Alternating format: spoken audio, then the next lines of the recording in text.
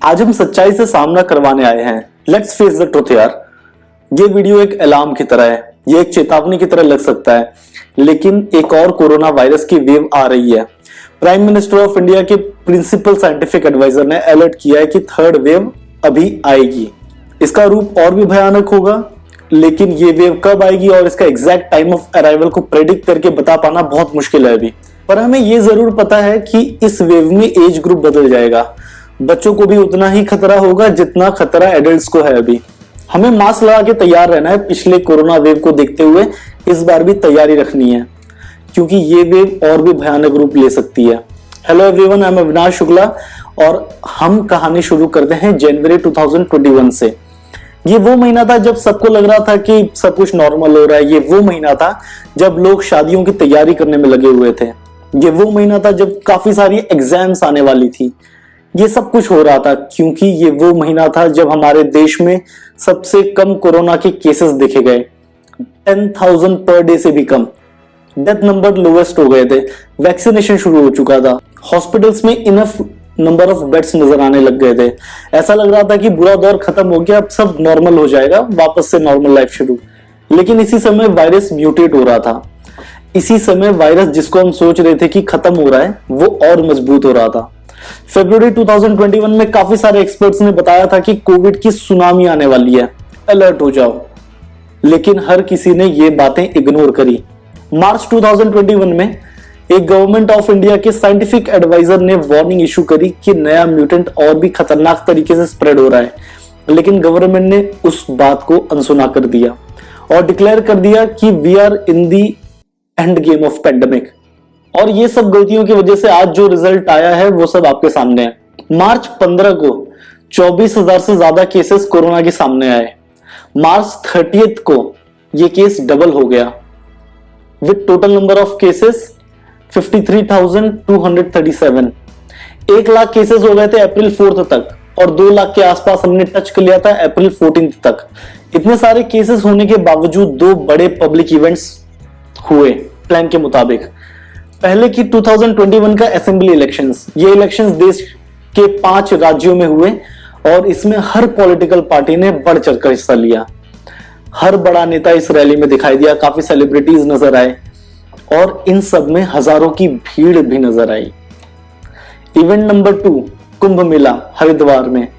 इसे अटेंड किया 48 लाख लोगों ने, 48 लाख लोगों ने।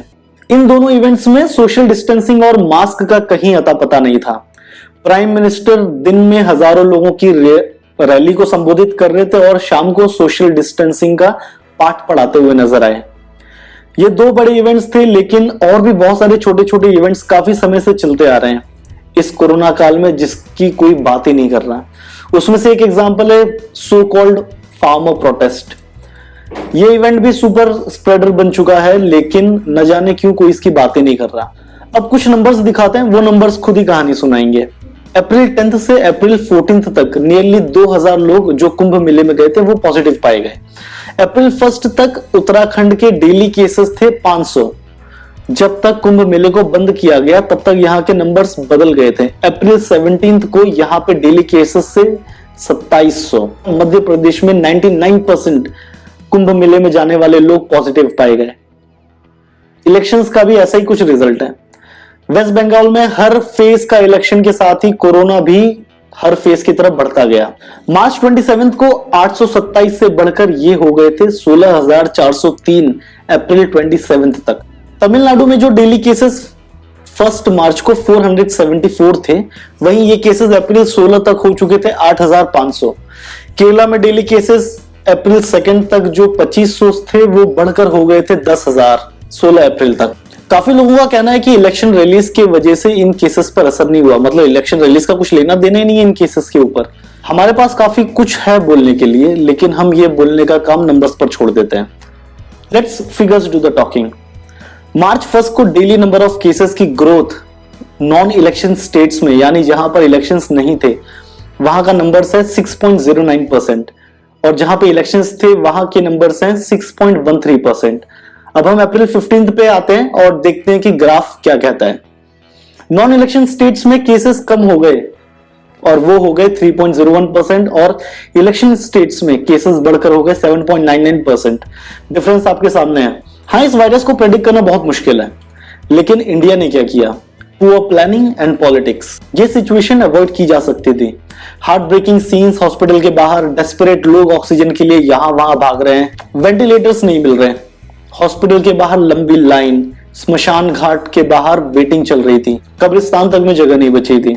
ये सब कुछ कंट्रोल किया जा सकता था। ये बात भी सच है कि इस तरह के वायरस के लिए इंडिया बहुत बेहतरीन जगह है, जहां पे वो इतनी आसानी से स्प्रेड हो सकता है। हमारा कंट्री बहुत बड़ा है, पॉपुलेशन 1.3 बिलियन से ज्यादा है। सोशल डिस्टेंसिंग हमारे यहाँ पे एलियन की तरह है। हमारे देश में बीमारियों की कमी नहीं है। हमारा हेल्थ इंफ्रास्ट्रक्चर स्ट्रगलिंग फेस में है। हम लोग कभी रेडी ही नहीं थे पेंडेमिक के लिए। कुछ और नंबर्स देखते हैं। हेल्थ केयर पे खर्च की बात करें तो प्राइवेट और पब्लिक सेक्टर को मिलाकर ये 3.6% है जीडीपी का पिछले 6 सालों में। ये अब तक का लोएस्ट है डेवलप्ड और डेवलपिंग दुनिया के कंपैरिजन में। यूएस खर्च करता है 16.9% अपने जीडीपी का हेल्थ केयर में, Germany 11.2%, Brazil 9.2%, south Africa 8.1%, Russia 5.3%, even Thailand भी हमसे आगे है। ये 3.79% खर्च करता है अपने जीडीपी का। मुझे ये भी पता है कि रातों रात ये नहीं चेंज हो सकता, कई महीने लग जाएंगे अरेंजमेंट्स करते हुए। जब फर्स्ट वेव आया था तब कुछ मेडिकल ऑफिसर्स और साइंटिस्ट ने कहा था कि हमें ऑक्सीजन की तैयारी कर लेनी चाहिए, आने वाले समय में इसकी बहुत बड़ी दिक्कत आ सकती है। इस ग्रुप ने पहले ही कहा था कि हमें और ऑक्सीजन चाहिए या फिर इंडस्ट्रीज की ऑक्सीजन में कमी करो, पर क्या किया हमने? उनकी भी एडवाइस अनसुनी कर दी। नवंबर 2020 में पार्लियामेंट कमेटी ने भी वार्न किया था सेकेंड वेव में ऑक्सीजन की कमी को लेकर, ये बात भी अनसुनी कर दी गई। अप्रैल 22 को जाकर इंडस्ट्री सप्लाई ऑफ ऑक्सीजन को बैन किया गया। तब तक मेडिकल डिमांड बढ़कर 60% ऑफ डेली ऑक्सीजन प्रोडक्शन हो चुका था। एक अच्छी बात यह है कि हमारे डिप्लोमेटिक रिकॉर्ड्स बहुत अच्छे हैं। इंडिया ने बुरे वक्त में पूरी दुनिया की मदद की। सो अब ऐसे हालत में दूसरी कंट्रीज, चाहे वो छोटी हो या बड़ी हो, वो सामने से आए अपने दोस्ती निभाने। Oxygen kits, ventilators, testing kits, antiviral drugs और भी बहुत कुछ हमें इन मुश्किल के समय पे दूसरे कंट्रीज ने प्रोवाइड किया। ये सब तो मिला, क्या ये सब लोगों तक पहुंच पा रहा है? सेकेंड प्रॉब्लम जो हम फेस कर रहे हैं वो है लॉजिस्टिक्स।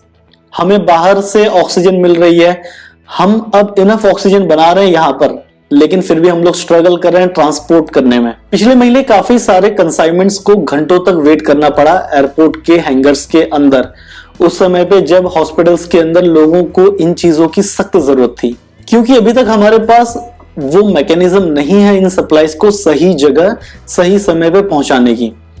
इन सब पे काम शुरू हुआ 26 अप्रैल के बाद से, और उसके एक हफ्ते के बाद हमारे हेल्थ मिनिस्ट्री ने एसओपी गाइडलाइंस इशू की फॉरेन एड के डिस्ट्रीब्यूशन के लिए। पता है कितने इंडियंस ने अपनी जान गंवा दी इस एक हफ्तों में? 23,000 लोग मारे गए। वैक्सीन हमारी आखिरी उम्मीद है, लेकिन कहां है वैक्सीन? इंडिया जो दुनिया की सबसे मैसिव वैक्सीन प्रोड्यूसर है, वो भी वैक्सीन के लिए शॉर्टेज से जूझ रहा है। ऑपोजिशन कह रहा है कि हमने अपनी दवाइयां दूसरे कंट्रीज को दे दी, 60 million of doses for 70 countries. लेकिन ये भी हमें याद रखना चाहिए, अगर हमने उन देशों को उस समय पे मदद नहीं की होती तो बुरे वक्त में कोई हमें मदद करने नहीं आता। स्टेट गवर्नमेंट और सेंट्रल गवर्नमेंट पॉजिटिव आउटकम्स के लिए तुरंत आगे आ जाते हैं, जवाबदारी लेने लग जाते हैं कि हाँ ये अच्छा हुआ तो ये हमने किया, लेकिन जो मैस हुआ उसकी जिम्मेदारी भी लेनी होगी। ब्लेम गेम से किसी की जान नहीं बचेगी। वैक्सीन लेने जा रहे लोग आज भी निराश होकर वापस आ रहे हैं। कहां है क्राइसिस मैनेजमेंट टीम जो विलेज लेवल से लेकर सिटी लेवल तक काम करे एक तरीके से? नहीं है हमारे पास। कब तक हम सोशल मीडिया पोस्ट के सहारे ऑक्सीजन और वेंटिलेटर बेड्स ढूंढते रहेंगे? कनाडा जैसे देश जहां पे पॉपुलेशन इतनी कम है, वहां पे इस समय 10,000 से भी कम केसेस आ रहे हैं एवरी डे, फिर भी आज तक लॉकडाउन लगा हुआ है, और हमारे लॉकडाउन का कुछ दूर दूर तक आता पता नहीं। कब बेमतलब के बाहर निकलना बंद करेंगे लोग? ऐसे टाइम पे सबसे बड़ा चैलेंज तो ब्लैक मार्केटिंग करने वाले लोग क्रिएट कर रहे हैं सरकार के लिए। गवर्नमेंट ऑफ ओडिशा ने ब्लैक मार्केटिंग रोकने के लिए कमेटी बनाई। दूसरे स्टेट्स क्या कर रहे हैं? सबसे बड़ा चैलेंज मास्क लगाएं और उन चूतियों से दूर रहें जो इस पैंडेमिक में खुद को शेर समझ रहे हैं। क्योंकि अब तो असली शेर भी इसका शिकार हो रहे हैं। That's all for today guys. अगर आपको हमारा वीडियो पसंद आया तो लाइक करें और इसको अपने दोस्तों में शेयर करना ना भूलें। घर पे रहें, सावधान रहें। जय हिंद।